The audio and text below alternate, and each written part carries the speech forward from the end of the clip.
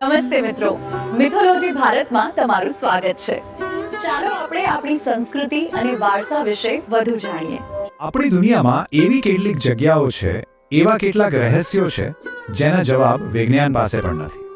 તો ચાલો આજે આપણે એવી જ કેટલીક અકલ્પનીય જગ્યાઓ અને ઘટનાઓની સફર પર જઈએ. આ એવી ગૂઢ વાતો છે જ્યાં તર્ક અને લોજિકની સીમા પૂરી થાય છે અને શ્રદ્ધાનો પ્રદેશ શરૂ થાય છે.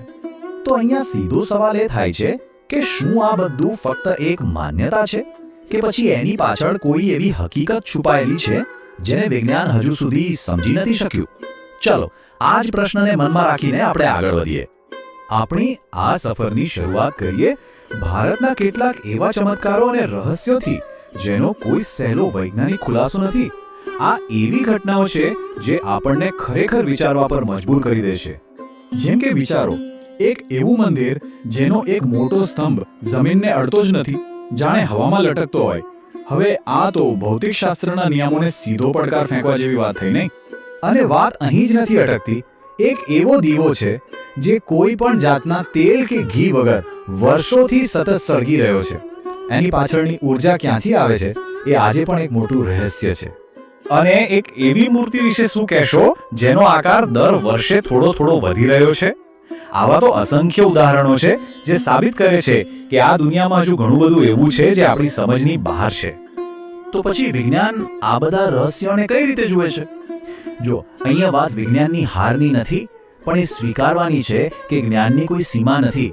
એ સતત વિસ્તરતું રહે છે અને ઘણીવાર એક જવાબ મળે ને તો સામે 10 નવા સવાલો ઊભા થઈ જાય છે. આ સ્લાઇડ વિજ્ઞાન અને શ્રદ્ધા વચ્ચેનો જે મૂળભૂત તફાવત છે ને એને બહુ સરસ રીતે બતાવે છે.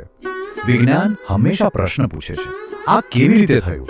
જ્યારે શ્રદ્ધા એ ઘણીવાર આપણને આ શા માટે થયું એનો એક સંતોષકારક જવાબ આપી દે છે.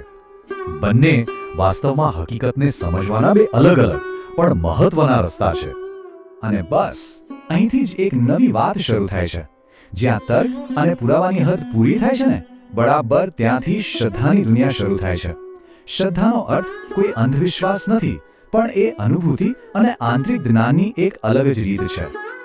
આ વાક્ય બધું જ કહી દે છે. સાચી શ્રદ્ધા ત્યાંથી શરૂ થાય છે જ્યાં તર્ક પૂરો થાય છે. મતલબ કે તે આપણી બુદ્ધિ અને તર્કની મર્યાદાઓથી પણ આગળની વાત છે. એકદમ ઊંડો આત્મવિશ્વાસ. તો આ બધા રહસ્યો આપણને શું શીખવે છે?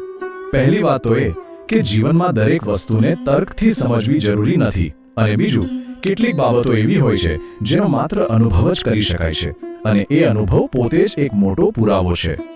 તો ચાલો હવે એ સમજીએ કે આ શ્રદ્ધાનો વિચાર આપણા જીવનમાં કેવી રીતે એક મોટી તાકાત બની શકે છે. કારણ કે શ્રદ્ધા એ ફક્ત એક માન્યતા નથી, પણ એ અંદરથી મળતા બળનો એક અતૂટ સ્ત્રોત છે. અને આખી વાતનો સાર અહીં છે. જ્યારે કોઈ વ્યક્તિ મને જ બધી ખબર છે અને બધું મારા નિયંત્રણમાં હોવું જોઈએ એટલે કે પોતાનો અહંકાર એને છોડી દે છે અને શ્રદ્ધાનો હાથ પકડે છે, ત્યારે એને અંદરથી ગજબની શાંતિ અને શક્તિનો અનુભવ થાય છે. આ મંદિરોના રહસ્યો આપણને જીવનનો એક મોટો પાઠ શીખવે છે. ઘણીવાર આપણી જિંદગીમાં એવી સમસ્યાઓ આવે છે જેનો તરત કોઈ ઉકેલ દેખાતો નથી. બસ એવા સમયે જ અહંકારને બાજુ પર મૂકીને વિશ્વાસ રાખવો જરૂરી છે. અને અંતે તો જે વ્યક્તિ શ્રદ્ધા જાળવી રાખે છે તેને રસ્તો જરૂર મળે છે. ચાલો આ ચર્ચાને આપણે આ એક શક્તિશાળી વિચાર સાથે પૂરી કરીએ. જ્યાં વિજ્ઞાનના પ્રયત્નો અને તર્કના સાધનો થાકી જાય છે, ત્યાંથી શ્રદ્ધા એક નવી સફરની શરૂઆત કરે છે. તે આપણને અજાણ્યા રસ્તા પર પણ આશા અને હિંમતથી આગળ વધવાની પ્રેરણા આપે છે. અને લાઈક આપવાથી ખ્યાલ આવશે કે આ વિડીયો કેટલા લોકોને ગમ્યો. તો વિડીયો ગમ્યો હોય તો લાઈક, સબસ્ક્રાઇબ અને શેર આપવાનું ભૂલતા નહીં.